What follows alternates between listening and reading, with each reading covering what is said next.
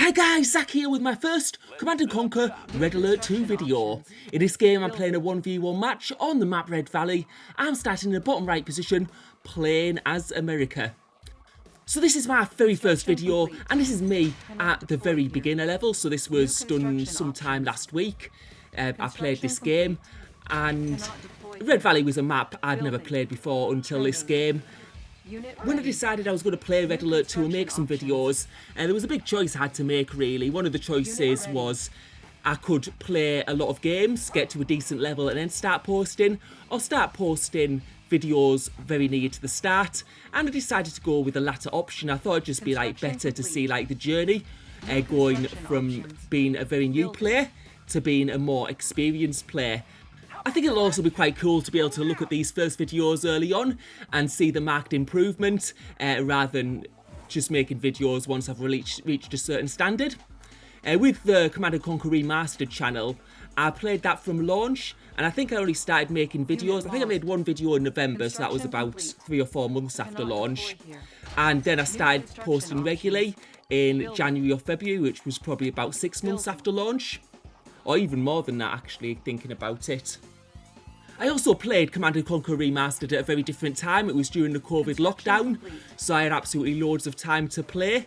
Unlike, I'm in a bit of a different situation with this game, but yes, I've played a lot, let's say, of Command & Conquer Remastered, but I guess now, because since I've played Command & Conquer Remastered quite a bit, some of the skills from that are transferable, such as knowing that war factories, if you have more of them, you produce units faster, same with barracks, things like that, and just things like base expansion. So some things will obviously transfer over, but the hotkeys are all different.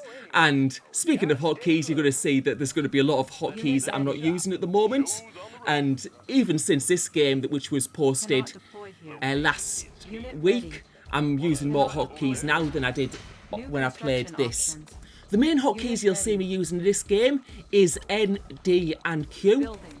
At the start, what I did is I selected D, and that's, I think it cycles selecting units, but if you select N at the start, that'll select your MCV, and then you press D to deploy it. And what Q is used for, so I know in Remastered you hear a lot of Q move, that doesn't apply here. When you build buildings, you'll see now, I've got my cursor on the map, and once the building is built, I select Q, and that'll allow me to place it, and then I have to go back to the sidebar in order to do it. And you can see those paratroopers that landed. What you can use D for as well is to deploy them, which causes them to go in sandbags, and it'll just make them better defensively. Of course, there's loads more hotkeys than that, but that's the main ones I was using in this video. Now, one of the things you have with allies is Rocketeers. They're sort of like your air units. And when I first played, I think in my first game, I didn't know about, well, I didn't really know much about Rocketeers or much about anything in my first game. I did play this when it was on computer initially, when it was first released, but that was a long time ago, and I only ever played against the AI, so I played campaign mode. So even though I've played this before, it is all very new.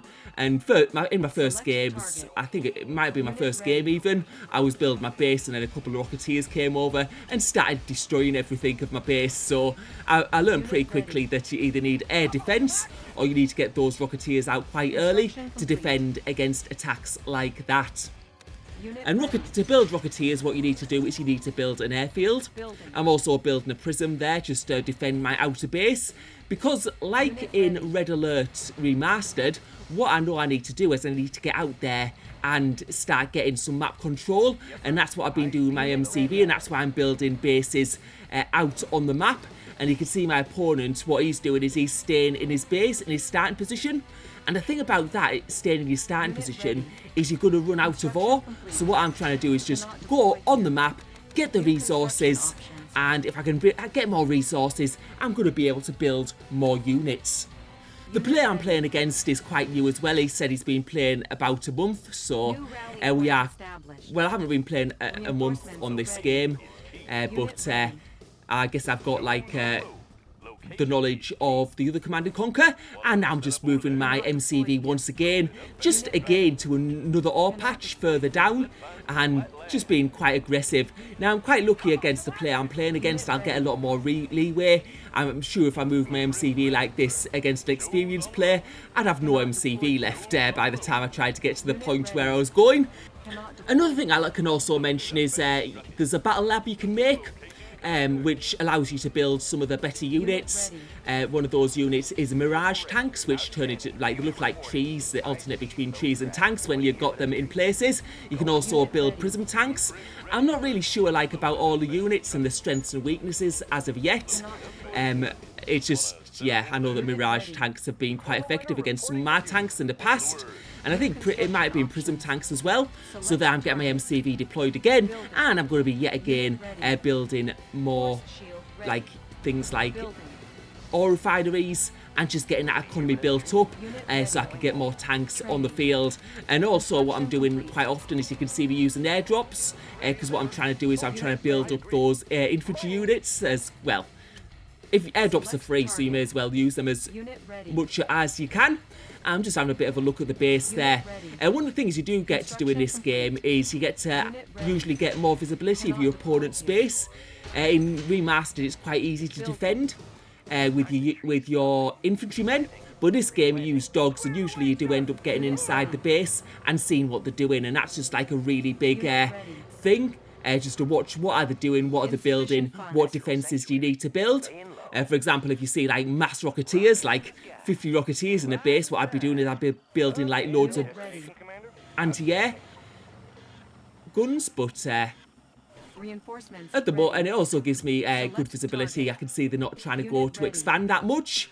We are both playing as the Allies, so we have those ore trucks that disappear once they start mining. Like the chrono back to the ore refinery. So yeah, if you've seen lots of ore trucks disappear, that's what they're doing. So if your ore trucks have little guns installed on them, so they can fire on infantry if they do get attacked. Obviously they're not going to be that powerful, but they are quite sturdy, I think. They have quite a lot of HP. And yeah, just trying to place those buildings. I've noticed in this game there's a lot more like hills and rocks and stuff like that, so it's a bit harder to expand and place buildings than in other games. And that's one of the reasons why I moved my MCV and not just doing a base crawl everywhere. And now I can see that the enemy base has become shrouded, so he's built a gap generator, so I can't see what's going on in that base. But I am starting to mass a decent army, and I'll be able to go on the attack quite soon. What I'm looking at though is probably going for the ore refineries, like the ore trucks. And what I've learned also is that going charging into someone's base with like loads of tanks is, like, unless you like outmatch them completely, it's usually not a good idea, and you end up losing a lot of tanks very quickly. I've made that mistake very early on as well.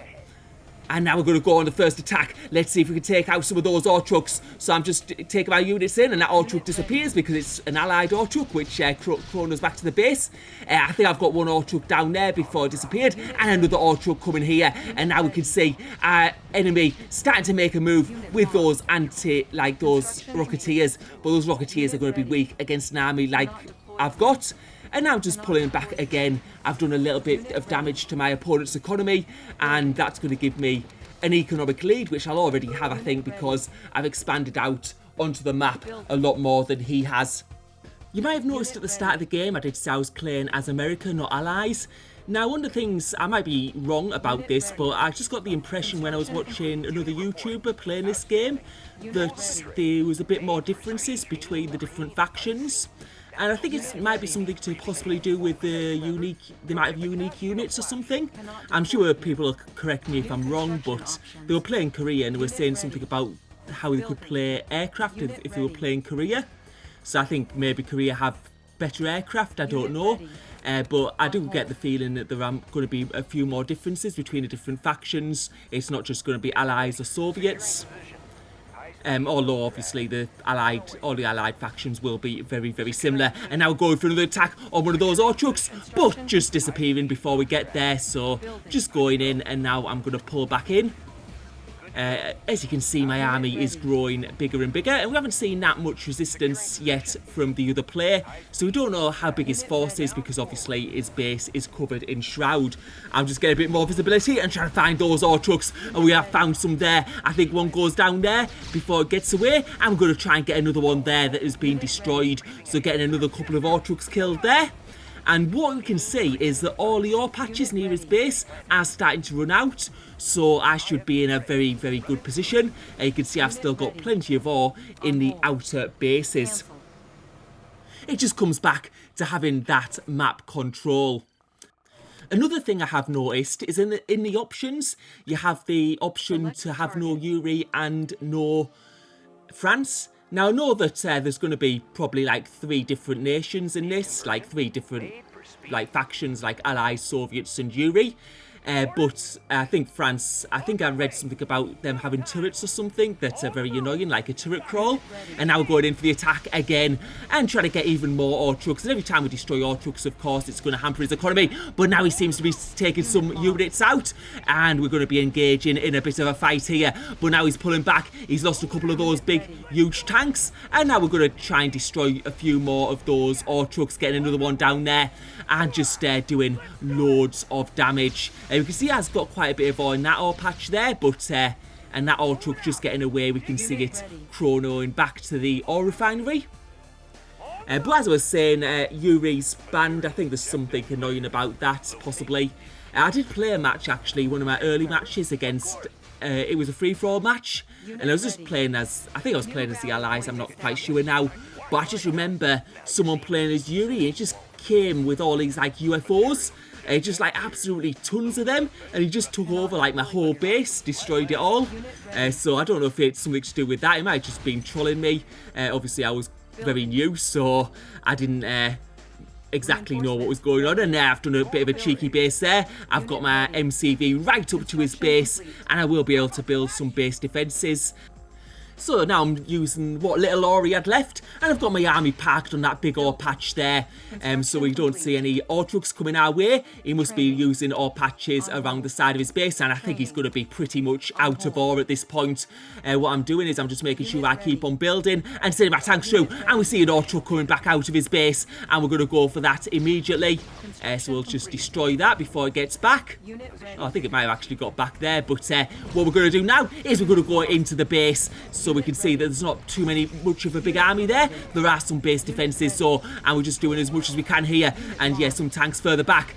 And what I use is also Control Shift, because that, like, sort of, yeah, tanks can attack on the move then and attack the nearest targets. And now we're going through the base. We're doing some great damage. I think his army's going to be very depleted. We're taking out some of those pillboxes as well, and some of those Rocketeers coming in. And the thing is, I think I've lost my anti-aircraft.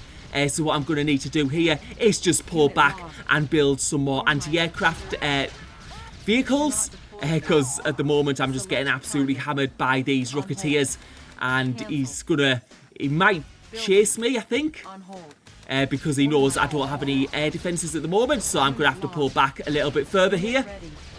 And now just getting some of those anti-aircraft vehicles in. One of them getting destroyed there though, but he's noticed that I've got, yeah, and as soon as those anti-aircraft get in, they will do a lot of damage to those Rocketeers, and the Rocketeers don't actually, well, they don't trade well against them, so that's why he's pulled back to his base. And I've also got an anti-air gun there now, so if I do get in the same position later on, I'll be able to just pull back to that position, and the Rocketeers will get absolutely annihilated by that. And just getting another one there, so I've got a couple there, so he won't be able to come close. And he hasn't tried to do any plane strikes, but I think I'm okay from that. Just bringing some of those Rocketeers back from my starting base. So I will have an answer to those next time I go in, and just trying to regroup at the moment, get my tank numbers built back up a little bit, and just get a good mixture of units so that I could counter anything that he decides to throw at me. I'm not like really good at the counters at the moment because I don't know all the units. So for example, Mirage tanks, I wouldn't know how to counter those. Prism tanks, I don't know how to counter. I don't know what the best counter for those is. So yeah, I've got quite a lot to learn about this, and I've just built put some paratroopers over there, and deployed them, just so if any ore trucks come close to them and try and go past, that they can do a little bit of damage there. And my base is my army's starting to be replenished now, and I'll be ready to go in very, very shortly. Just playing the cautious game in this game because I don't want to mess it up. I don't want to go in too early, but we can see that his army is not being replenished, and I think he is really struggling for at the moment. Well, he must be, because he's got, well, we can see a single ore truck going out there, another ore truck, a couple of ore trucks there, but now we're going to go in the base and see what we can do. Taking out a power plant there. There are a few base defences there, like pillboxes and what have you. We're just taking out any of his units that we can, and now we're going on the rest of the base, going for the war factory next. I was just pulling back a little bit there because I'm getting a bit... I've got some more trucks in there that I've noticed. I do know the hotkey now to just select military units, but now we're going to go back in. It's going to be a good game. We're just destroying the last of his buildings and getting some of them down. Now, the main thing, the reason I won this game is I just had map control. I was out on the map, had bases in different locations, was able to get more resources. I also did some hit and run tactics with his ore trucks early on, just to hamper his economy. But at the end of the day, he didn't have enough map control, and just now in finishing his base. And that was the first game I ever won on Red Alert 2. Thank you for watching. Hope you enjoyed the video.